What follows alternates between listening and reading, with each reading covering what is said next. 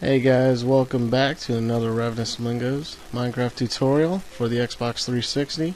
What we're going to be doing today is learning about railways. As you can see in my hand, we have a very interesting tutorial today.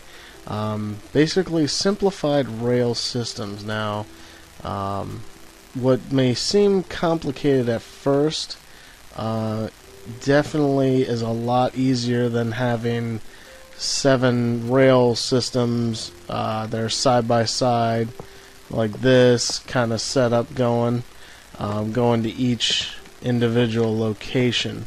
The easiest thing I've been able to see is that you start off with one and then you can choose later on to go wherever you want to go. As by default, well, we got a little rain going on here, but that's alright. Let's see here. We'll start here. Go ahead and put a minecart down, push it, and as you can see, it goes down the first rail. Typical, system.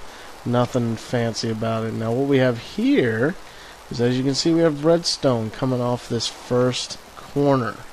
What happens is that when you power this up, it changes this little corner to now make it part of the first rail, and now it allows it to go down the second rail. What it does here is that the minecart actually glitches out a little bit and goes down the second rail, because obviously when it ends here, it continues on for one square. When it comes to this square, it picks up on here and then continues down and continues onto the second exit.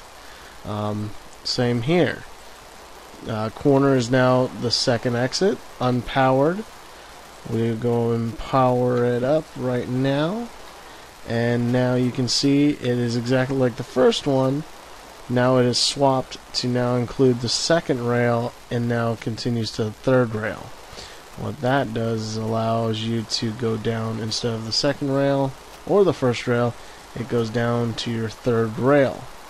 Now, this is a nice simplified system. The only issue I have with this is that if you're wanting to reset it to where you always want to go down the first one after you've traveled wherever you need to, you're going to have to come down here and knock out these redstone torches, which I've done.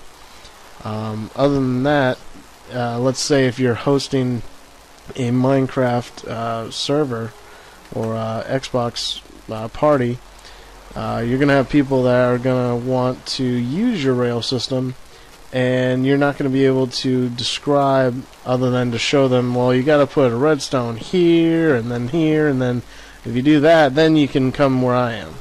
It's a lot easier to just have it to where you will automatically just go down wherever you want by the push of a button, which is what I have here. Now, I have everything color-coded on this system to help you kind of describe the layout of the redstone. I'll just give you a nice little quick overview of it. We have 2 T flip-flops, and of course just a lot of redstone. With some sticky pistons, regular pistons, redstone torches. But what we have here is that as you come over here, say you want to go down the first rail. Well, you don't have to do anything. You just hit your minecart, push, and off you go down the first rail. Now, if you want to go down the second line, let's say if that goes down to your beachside home over there in the sunset. You want to come over here, you push the button, it activates all your redstone here, activates this corner, and we'll put down the minecart. And as you can see now, it goes down the second. Now, the nice system I have going on here is that this little button here is when a minecart passes over it, engages this redstone, and deactivates this first T flip-flop. Now, of course, we have 2, but this little redstone repeater prevents that from feeding into this to engage or disengage it. Okay? And that is very important that you kind of see the layout of these repeaters so that you do not mix them up going back or forward, that they go in the same direction that you see here. Let's say now you want to go down the third rail. Well, that button, not only does it engage the second rail system here, but also engages your first system. Okay, that's the nice thing about having the 2-button system. Actually, you can put as many buttons as you want. This is just a additional 3-rail system. The easiest way to determine how much materials you're going to need is that for every additional rail besides your first rail, you're going to have 1 T flip-flop. So this rail goes to that T flip-flop, this rail goes to that one. If we had another one, it would go to that one, and so on and so on. But now that I have both systems activated, put the minecart down, push it, and as you can see now, it goes down the third rail and disengages everything. Now I'll kind of show you what that looks like when from the air. Let's see, put that there, push it, activates that redstone, activates all that, and disengages everything. I have these system. This will put a sticky piston set up as a safety system to where when it engages, it provides power, allows power when the button is pushed or when the minecart goes over to disengage the T flip-flops. If you don't have that, well, you're probably going to run into the fact that when they do get to these T flip-flops, it will disengage one and re-engage another, causing train havoc or minecart havoc, I should say. But that's pretty much it.